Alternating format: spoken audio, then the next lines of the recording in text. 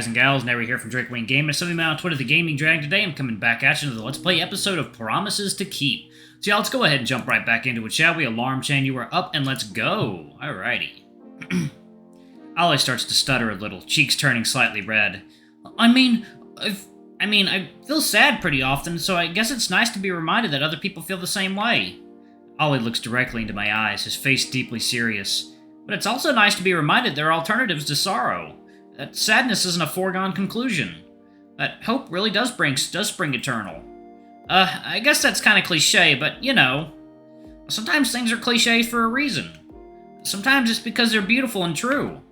You know, I really think you would like Tales of Weal and Woe. The name is very descriptive. Plenty of sunshine, plenty of shadow. And once you've played it, we can talk about it for real. Okay then it's a promise. Ollie beams at me, trying and failing to rein in his excitement. Great! Oh, I'm so excited for you to start. There's several easy places where you can go buy it, so... Oh! With an abrupt sound, the lights in the room go out, followed immediately after by Ollie's computer screens. In an instant, we are bathed in darkness, eyes locking in grim understanding. Power. Shit! I knew I should have brought that surge protector. We hear voices from downstairs. Clearly everyone else has noticed it too. Both our phones buzz. It's Artemis. The power is out. Everyone please gather in the living room. You too, Ollie. The dino huffs in annoyance. There's no need to single me out. I would have come down. Come on, Leo, let's go. When we reach the base of the stairs, we find Artemis in the living room, stiffly pacing back and forth. There you are, Ollie. Come sit down here. The gas fire may have turned off, but it's still warm here. Artemis, it's fine. The power just went out. It's still warm everywhere. You know how quickly heat can leach out of a building. Please, just sit. He gestures to the couch, the anxiety now plain in his voice. For a moment, the two of them just look at each other. Then Ollie stiffly walks to the couch and sits, averting his eyes. Thank you. The bird turns to me. Have you seen Theo? Not since yesterday, not since this morning. He did say he was going to check on some houses after shoveling. The bird's scowl deepens, his forehead furrowing into a mess of feathery wrinkles. Great, just great.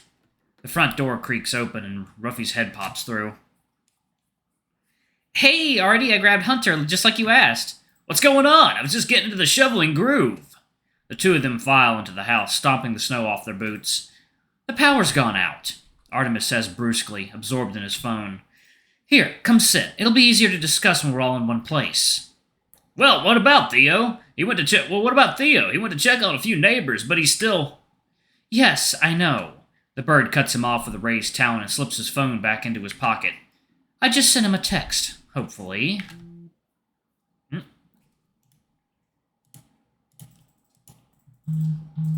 All of our heads turn to a nearby side table. Wordlessly, Artemis walks over to the table and picks up the phone sitting on its surface. Unfucking believable.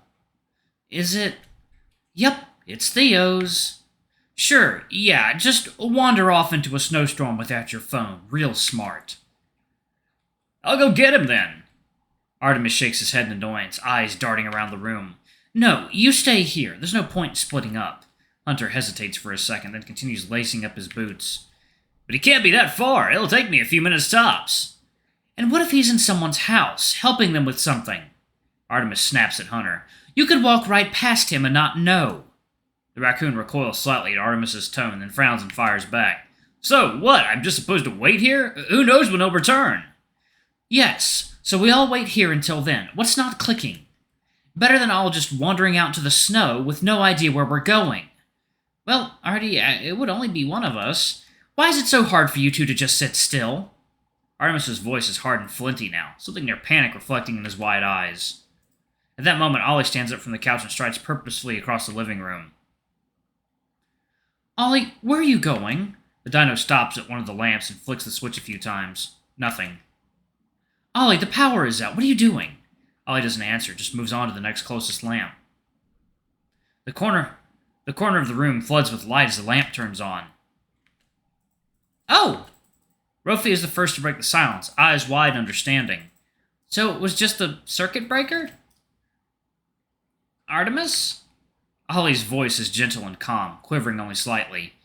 The breaker box is down in the basement, right? Can you show me where? The bird stands speechless for a long moment, then nods. He drops his gaze and starts to shuffle towards the basement door. "We'll be right back," Ollie says to the room at large, then seems to reconsider. "Though it might be best if everyone sees where it is in case this happens again." Sure, we'll come with." I motion to the other two and start following Ollie. The basement is spacious, though dimly lit by a few small snow-covered windows. Aided by his phone flashlight, Ollie locates the breaker box and quickly finds the trip switch. "There we go. That should do it." Hunter sighs in relief and claps him on the back. "Wow, good thinking, Ollie. I don't know why, but I never thought it would be the circuit breaker." "Yeah, me neither. I guess it's because there's been so many power outages already." The dino blushes and scratches the back of his head. "I mean, the wiring in my building sucks, and I tend to use a lot of plugs at once, so I'm used to having to reset the circuits a lot." Speaking of, I'll keep my desktop unplugged for now. I think that's probably what did it." "Huh? You sure? I bet we can find other stuff to unplug so you can still use it." No, that doesn't seem very fair. I still have my laptop, and it's my fault that everyone got so worked up anyway."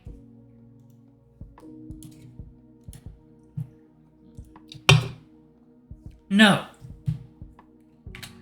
Artemis speaks up for the first time, sheepish and halting. "It was my fault. I got a little carried away." He looks at each of us in turn. "Sorry, I was just worried about..." His eyes flick to Ollie for an instant. "About everyone. I was trying to keep everyone safe and calm, and I didn't do a good job of that." "Hey, no worries, bud," Hunter reassures him softly. "No hard feelings, okay? We were all a little stressed out." "Yeah, we're all friends here. Don't worry about it, Artie." The bird scratches his head and smiles gently. Thinking about it, I guess Rofi was right. It was starting to feel like we were all friends, even though some of us had only met yesterday. "Let's head back upstairs, huh? I think we might have left the stove on." "Oh, right." Artemis turns and hustles back up the stairs, and we all follow, sharing smiles with each other. I hang back with Ollie as we re-enter the living room, and folks start to go their separate ways. "Really good call, Ollie. You saved us all a big headache." "It was nothing, really. He glances over at the kitchen where Artemis and Rofi are still figuring out lunch. "Here, follow me up to my room again. I want to make sure everything's disconnected properly." "Sure." As he goes to work unplugging the various computer wires, Ollie talks to me quietly from underneath the desk. "This may seem a little strange to say, but please don't think badly of Artemis because of this. He just can be a little overprotective at times, especially when it comes to me. Yeah, I could tell, to be honest. But I promise it doesn't come from a place of malice. He can be a little controlling, but only when he's worried about someone." Finishing his work, Ollie looks up at me with serious eyes. "I know he cares about all of us here, not just me. He's really warmed up to the rest of you as well, far quicker than he normally does. And, well, it's nice to see... Between the two of us, he may seem like the more outgoing one, but honestly, he has as much trouble making friends as I do." Something in Ollie's eyes catches my attention. A deep, tender warmth. I noticed it before, too, when he told me the story about how they met. It makes me want to ask, "Hey, sorry if this is a little forward, but..." Ollie blinks at me questioningly. "Are you and Artemis, a thing?" "A thing?" "Oh!" Ollie turns redder than anyone I've ever seen, far redder than Rofi. Impressive for such a green dino. "Oh, you mean no? We're not, a thing." Ollie mumbles, frantically twiddling his claws, eyes shooting around the room. "Hey, I'm sorry, I shouldn't have pried. I just based it on the way you two talk about each other. I guess I just wouldn't be surprised if everyone else was thinking the same thing." "Really?" "Oh. Well, no. I mean, it's not like I wouldn't. Look, it's okay, I'll drop it. Like I said, I shouldn't have brought it up." Wait a second, y'all. Water time. Alright, my lovelies, and we are back. So one of y'all told me that, if you go back a bit, and you choose to sleep in, you can get more of a scene with Ruffy. So I'm a bit curious about that. God, I wanted it to be a Ruffy run. What I'll do is I think I'll showcase that in the next video. All right, let's go ahead and jump right back in, y'all. All right. Oh, sorry. No, we're not a thing. We're very good friends. In the same way that you and Ruffy are. He smiles at me, seemingly glad to have found his voice. My stomach turns slightly, though I'm not entirely sure why. Or at least, I don't really want to think about why. Right, of course, makes sense. A bit of awkwardness still hangs in the air as Ollie fiddles a bit more with his setup. Right as I start to check my phone, he speaks up. If you don't mind, I think I'd like to take a shower and freshen up. Oh, sure. Today's been a little more exciting than I'd bargained for. Ollie chuckles slightly, running his claws through his crest. Agreed, and I didn't sleep that well either. You too, huh? Well, if you ever find yourself awake in the middle of the night, shoot me a text. There's a decent chance I'll be awake then too. Deal. Enjoy your shower. Theo left towels and everything else you might need in the bathroom, so we should be all set. Thanks. I'll see you around, Leo. See you around, Ollie. I shut the door behind me and immediately start kicking myself for prying. Come on, Leo, don't you remember what curiosity does to cats? Ollie was so embarrassed. As I start to make my way downstairs, I remember his request. Please don't think badly of Artemis. Maybe I should go check on him. Out of all of us, he seemed the most stressed by the day's events. Then my stomach growls in protest, reminding me that it's past lunchtime already. I could definitely use a bite. I bet I'll find Ruffy in the kitchen, and where there's food, I'll probably find Hunter too. What should I do first? Get a bite to eat? Maybe I'll grab a bite to eat first. Artemis might not want company right now anyway. I head back downstairs to check the kitchen. It's a boy!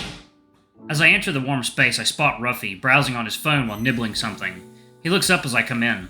Leo, you're just in time! Look what we made! He gestures to a massive heap of fried dumplings piled high onto a plate. Oh god, that sounds good. That's crazy! I swear I was only upstairs for a few minutes. Well, I'm pretty familiar with preparing the filling, and Artie just threw together a quick dough for the dumpling wrappers. It ended up taking us like 30 minutes altogether. And now I know how to make dumpling wrappers from scratch, thanks to Artie. Knowing how quick of a learner he was, I'm sure he'd be able to replicate Artemis's recipe on his first try. Speaking of, where is he? Oh, I'm not sure. He said he wanted to rest upstairs for a bit. I think the electricity issue threw him for a bit of a loop and he probably wants a little alone time. Oh, I see. Did he seem alright though? Ruffy thinks for a moment, then slowly nods. Yeah, I think so. Maybe a little stressed, but otherwise okay. I tried to make it really clear that we weren't mad at him, but I think he believed me. That's good to hear.